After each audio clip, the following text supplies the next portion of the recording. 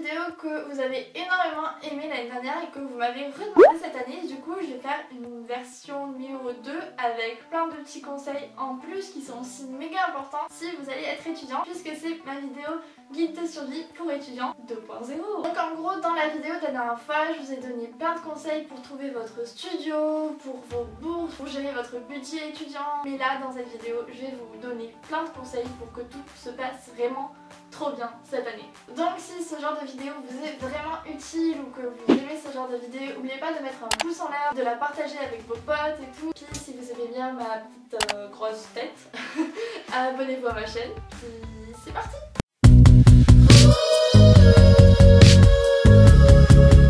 En premier, le logement. C'est pas parce qu'il est petit qu'il doit être moche. Je sais de quoi je parle, j'étais dans une résidence Crous pendant un an et c'était vraiment très moche. J'étais en coloc et on avait bien décoré notre pièce, on l'avait mis à notre goût, on avait ajouté notre touche personnelle, ce qui a fait qu'à la fin on voulait plus le quitter, notre logement tout petit et moche. On s'y sentait trop bien et tout le monde était là, mais what, mais vous l'avez transformé le truc. Eh ben oui. Donc des petits conseils pour le rendre plus cosy, votre petit studio, le rendre plus chaleureux, c'est d'arranger la déco, que ce soit avec des petites lumières comme ça ou aussi avec des photos. Par exemple, celle-ci elle vient de chez Lala et je vous mettrai en barre d'infos un code promo si ça vous intéresse parce que c'est hyper sympa pour décorer. Je mettrai mon appartement tour de l'année dernière dans le petit si vous voulez le checker pour voir un peu comment j'avais arrangé la déco et tout. Il y avait aussi ma coloc qui avait fait un studio tour de notre studio en résidence Crous et c'est vraiment très drôle. Elle est trop mignonne. Salut! Coucou! Ouais, les vidéos quoi, ça va être horrible. Ah! Là! Voilà! Je rentre et qu'est-ce que je vois? Une valise. Et moi en plus j'apporte la mienne. Et c'est beaucoup trop triste. C'est la fin d'une espèce de colloque de malade. Donc voilà notre chambre. Là on a un magnifique poster qu'on a fait toutes les deux. Trop beau non? J'aime beaucoup. Puis dessus il y a des gens qui ont écrit. Bon il y a beaucoup des mots de nous. Moi aussi des mots de mes amis. Puis là, petite kitchenette. Où Léna passait toute sa vie, moi non. C'est le coin bouffe avec notre petite table où on mangeait en tête à tête. Coin bouffe, bon bah c'est un peu vide là comme d'hab. Oui les tisanes, coin très important. La salle de bain. Alors là on peut voir tous les shampoings de Léna. Enfin, encore là il y en a moins que d'habitude. Ah je t'aime Léna. Et là c'est moi encore, il faut que je ramène tout ça mais... C'est le coin de Lénou. Là vous pouvez voir son petit cadre qu'elle a grâce à vous. Son petit coin. Voilà voilà. Et puis son lit. Oh bah, mise au point. Voilà, et là on était très bien quand même. On était grave bien. Ah oui, et là il y a des petites photos, elle aussi, trop mignonne. Elle avait mis la petite Thalès, c'était grave cool, on regardait la Thalès le matin. Là c'est vos petits mots. Oh, trop mignon, non? Voilà, là c'est mon coin, c'est chez moi.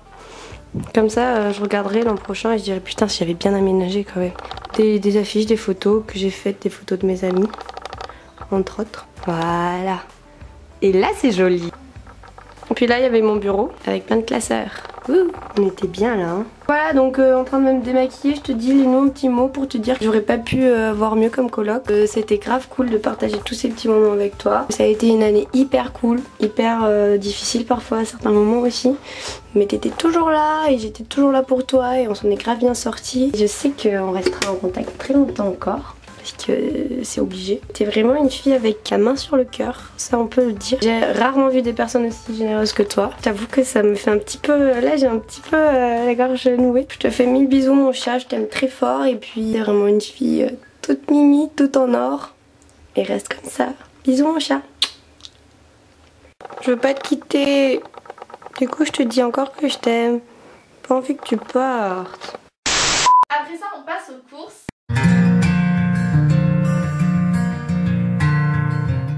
Donc le moins cher, on s'entend que pour nous c'est les fruits et légumes et en plus c'est santé donc c'est nickel. C'est aussi ce qui fait le moins de déchets et ça c'est important d'y penser. C'est pas parce que on est pauvre en tant qu'étudiant qu'on doit acheter tout et n'importe quoi. Il faut aussi faire attention à ces déchets et à l'impact qu'on a sur notre environnement parce qu'on est quand même assez concerné. Les fruits et les légumes c'est parfait, c'est facile à cuisiner et vous pouvez aller en acheter au marché à côté, ça fait pas de déchets, c'est vraiment parfait. Et pour les 10 €, vous pouvez avoir au taquet de fruits et légumes. Après ça, moi l'année dernière je faisais souvent les courses chez Leader Price parce que je trouve que pour les étudiants c'est vraiment l'endroit le plus abordable. Il y a beaucoup de produits à moins d'1 € et de bonne qualité, vous avez même un gros rayon bio. Souvent en fait dans ma boîte aux lettres je reçois le catalogue Leader Price avec un bon de 10 € pour 50 € d'achat. Du coup c'est vraiment cool parce que quand je je fais mes courses, je fais des courses pour 50 € et ça me revient à 40 €. Et ça sur un budget d'étudiant c'est vraiment pas négligeable. Et donc si vous voulez voir des idées de plats d'étudiants, dites-le moi en commentaire, vous mettez un like et je le ferai. Après ça on va passer au budget, le truc très important.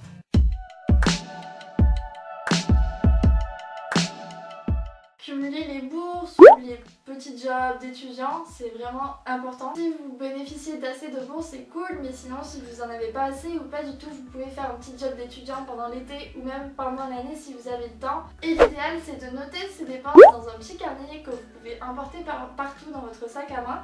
Comme ça, vous voyez toutes les dépenses que vous avez besoin de faire au mois. L'idéal, ce serait de vous noter votre budget nécessaire chaque mois. Et dans ce mois-ci, vous voyez ce qui est trop cher pour votre budget et que vous pouvez changer. Par exemple, moi j'avais un abonnement téléphonique qui était vraiment trop cher. Et du coup, j'ai cherché à le changer et j'ai vraiment beaucoup gagné parce que je crois que mon abonnement il était de 40 € au départ. Et j'en ai trouvé un à 3,99 € chez lui. Donc autant vous dire que j'étais refaite. Et d'ailleurs, essayez de trouver dans les offres un forfait qui propose suffisamment d'internet pour que vous n'ayez pas à acheter une box pour ne pas payer 20 € de plus tous les mois parce que 20 € toute l'année, chaque mois ça commence à faire énormément. Donc si vous pouvez juste faire partage de coûts avec votre ordinateur depuis votre portable, c'est parfait. Et aussi si vous vous rendez compte que vous avez fait des achats compulsifs, vous pouvez tout simplement les revendre sur Le Bon Coin ou sur Vinted si c'est des vêtements, etc. Moi c'est ce que je fais et ça me permet de me faire des petites sous à côté pendant l'année parce que je vends mes habits.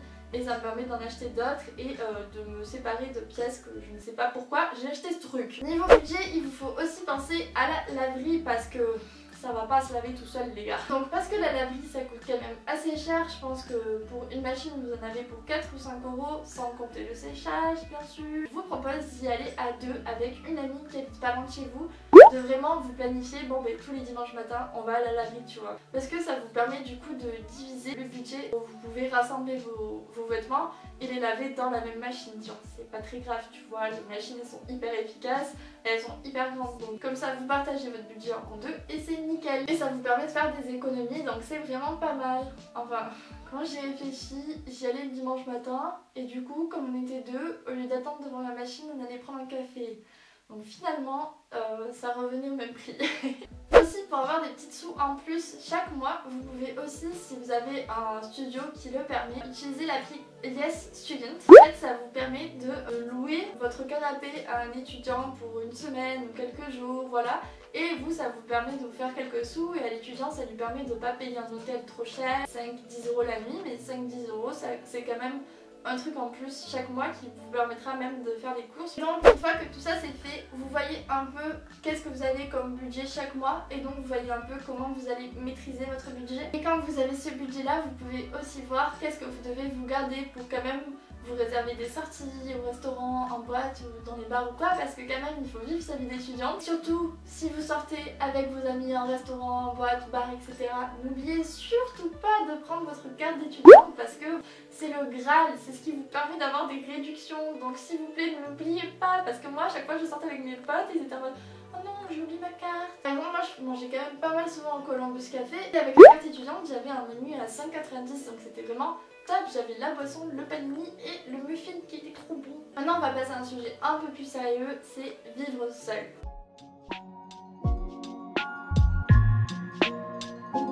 Si vous êtes sur le point de vivre pour la première fois seul en tant qu'étudiant et que ça vous fait stresser, il vous faut vraiment voir la chose positivement et ne pas stresser. Faut voir ça comme une chance de se concentrer sur soi-même à présent, de construire soi-même et de devenir indépendant et ça c'est vraiment trop cool. C'est pas parce que vous allez être un étudiant seul que vous allez rester enfermé chez vous à manger tout seul. Sortez, essayez de vous faire des amis à la fac, c'est vraiment l'occasion de se concentrer sur soi, de prendre soin de soi, de se concocter des bons petits plats que pour soi, d'apprendre et d'entreprendre soi-même, d'aller au sport, sortir faire des rencontres, c'est vraiment l'occasion de prendre votre vie en main tout seul et ça c'est vraiment positif. C'est comme ça qu'on avance vers notre vie d'adulte. En gros, vivre tout seul c'est l'occasion de devenir libre mais c'est aussi l'occasion de devenir responsable et les deux vont ensemble. Par exemple, vous pouvez sortir mais après ne sortez pas toute seule, essayez toujours de vous faire accompagner chez vous pour pas marcher dans la rue toute seule la nuit, c'est vraiment pas le bon bail. Essayez aussi de faire attention à ce qu'on met dans vos verres en soirée parce qu'il y a toujours des personnes très malveillantes.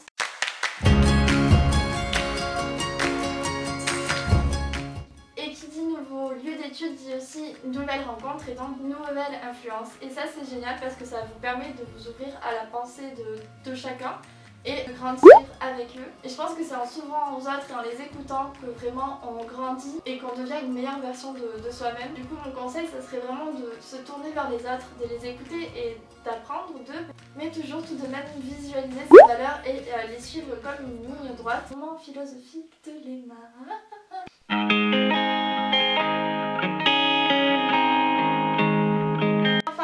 Dernier conseil, c'est de kiffer parce que la vie d'étudiant c'est une expérience unique les gars, vous la vivrez qu'une fois, rien ne sera parfait, ça c'est sûr, vous allez sûrement galérer mais vous allez beaucoup apprendre et grandir et ça c'est top. Voilà, en tout cas j'espère que vous aurez bien aimé ma vidéo et qu'elle vous aura surtout bien servi. N'oubliez pas de me dire en commentaire ce que vous allez faire comme études à la rentrée et aussi si vous abonnez à mon Instagram, dites-le moi en commentaire en mettant votre pseudo. Et comme ça, à la prochaine vidéo, je choisirai un abonné auquel je m'abonnerai en retour sur Instagram et que je mettrai juste ici. N'oubliez pas de lâcher un gros like, de vous abonner et de partager cette vidéo avec vos potes. Je vous fais de gros bisous et je vous dis à très vite pour une nouvelle vidéo Back to School. Bye!